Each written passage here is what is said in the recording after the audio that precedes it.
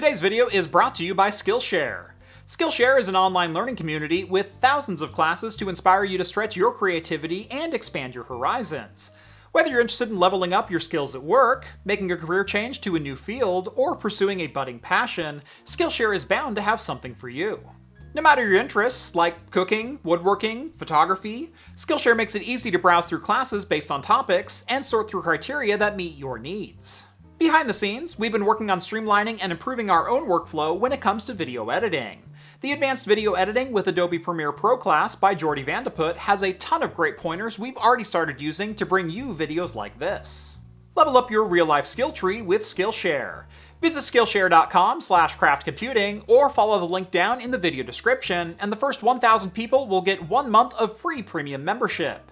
That's Skillshare.com/craftcomputing, and again, thanks to Skillshare for sponsoring today's video.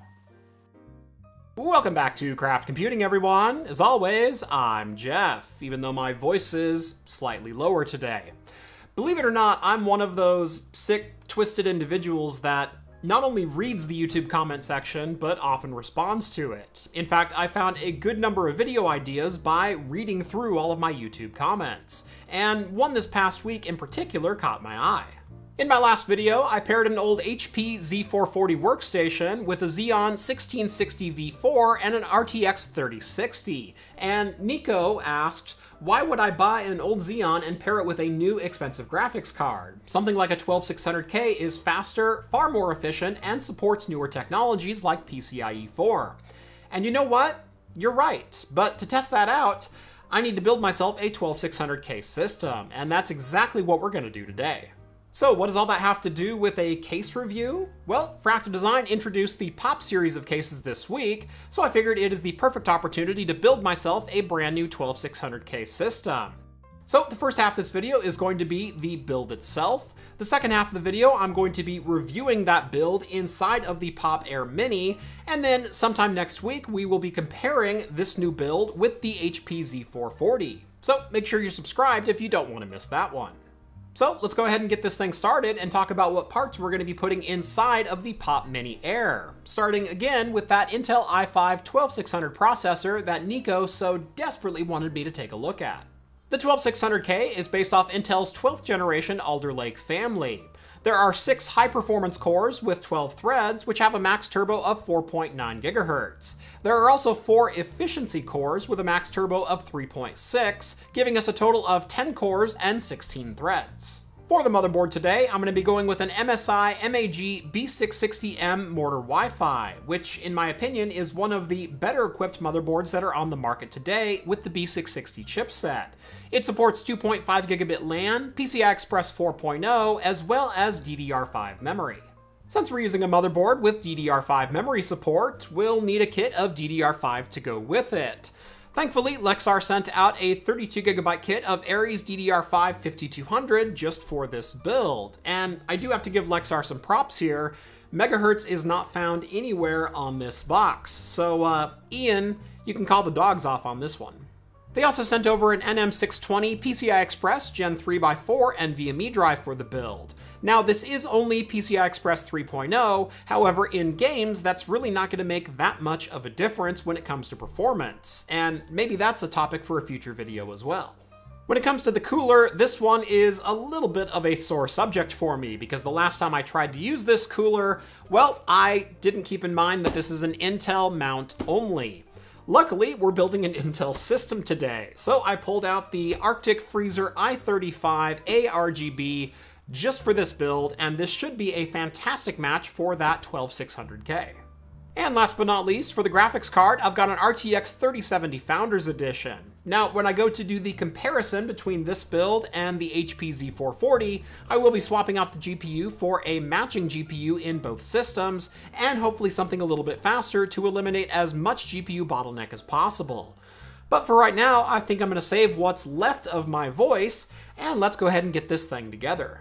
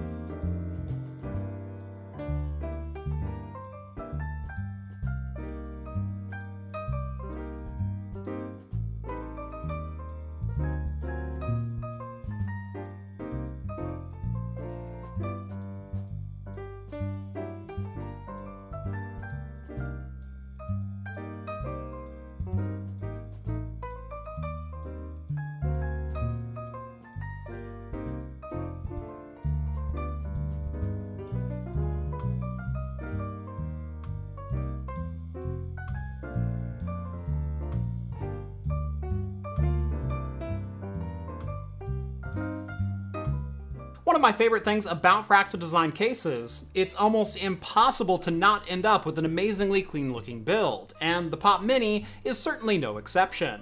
Every single place you might need to route a cable, you can bet there's a hole for that cable to pass through and a nearby tie down to help keep them in place. It almost feels like cheating, to be honest. For the review, let's just start at the front of the case and work our way back. Up in the front of the Pop Mini Air is a fine mesh panel with a very subtle embossed hexagon pattern. It's elegant and functional, allowing plenty of airflow, along with the RGB lighting from the included Fractal Aspect 12 fans to shine through. For those wanting more of a silent case, Fractal's also offering this chassis with a solid front panel. Directly below that mesh panel lies a feature likely to make PC builders from the 90s and aughts die in ecstasy. Not only is there a drawer for things like USB keys and memory cards, but this panel hides two full 5 1/4 drive bays, allowing you to install DVD or Blu-ray drives. That's right, Hyundai Veloster owners the world over will finally have a way to burn their Creed and Nickelback mix CDs for you to enjoy while sitting next to them in traffic. Behind the 5 1/4 drive bays are a pair of 3.5 hard drive brackets, but don't think that you'll be able to use everything all at the same time. Installing an optical drive will require you to remove one of the hard drive brackets behind each drive bay, giving you 2 usable 5 1/4 bays or 2 usable 3.5 hard drive brackets, or you could use one of each. Honestly, it's not that much of a deal breaker, considering your options for micro ATX cases these days with included optical drive bays. Sticking with the rear side of the case, the Pop Mini has ample tie-downs for cable management, a tray for mounting a pair of 2.5 SSDs, and very easy access to the backside of the CPU for installing or swapping out cooler brackets. Moving on to the motherboard side of the Pop Mini, we've got a standard micro ATX layout with 4 expansion slots. There's also room enough for a 170mm tall air cooler or a 240mm all-in-one liquid cooler with push-pull on the fan configurations. There's also room for up to a 340mm long GPU. Honestly, when going through this, I could only come up with a single complaint for that side of the case, and that's the need for an additional cable pass-through near the front of the motherboard tray. There are slots cut out for the front audio and GPU power cables to pass through, but the front is typically where you will have your SATA connections, and more importantly, your front I/O connectors. The only option to route the power switch cable for this build was to use the large opening along the side. Like I said, I was scraping the bottom of the barrel for that one, but that single power switch cable does look out of place in an otherwise great looking build. I mean, you can't even see my RGB cables, and that's saying something. Around the rear, we've got a third included Aspect 12 RGB fan and space for a standard ATX power supply. One thing I like about these Aspect 12 fans are both the fan and RGB connectors on them include daisy chains, letting you more easily route and plug in cables if you don't have enough ports inside of your PC. The RGB for all 3 Fractal fans and the Arctic F35 eye cooler are all coming off a single motherboard header, keeping everything as neat and tidy as possible.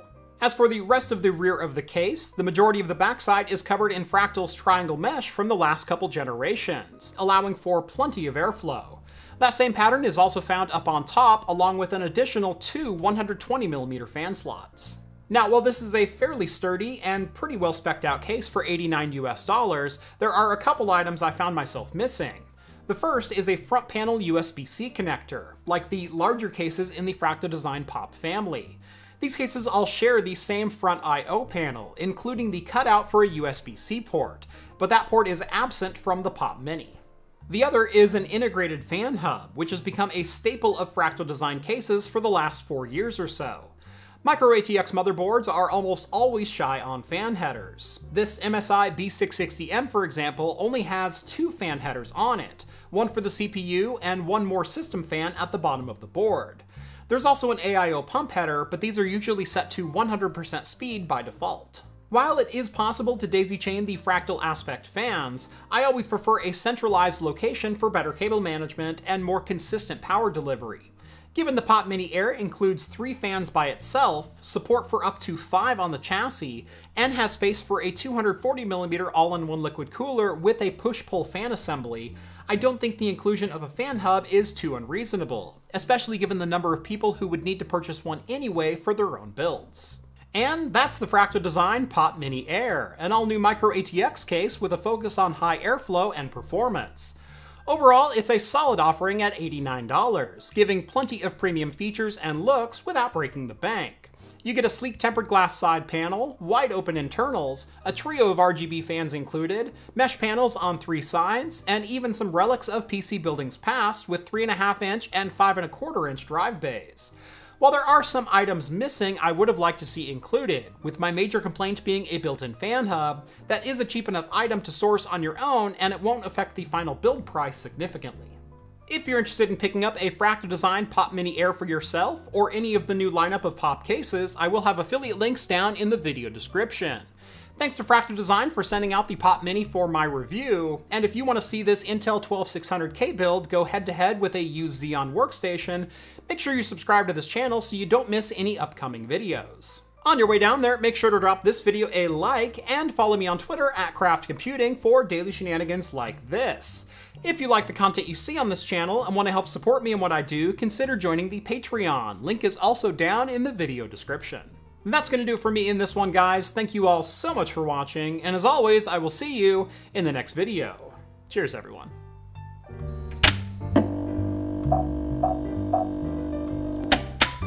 On tap for today is a dry stout.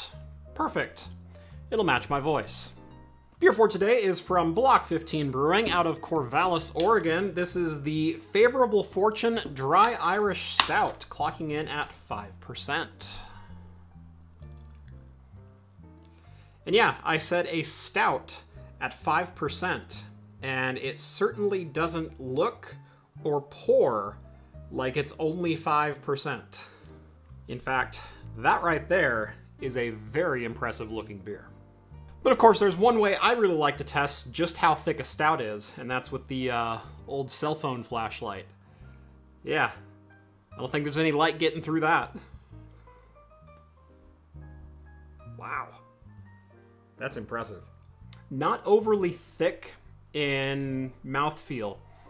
So mouthfeel is quite a bit thinner than the appearance of this. Definitely much more of a bitter stout. I mean, obviously it's a dry Irish stout, not a bourbon barrel-aged whatever.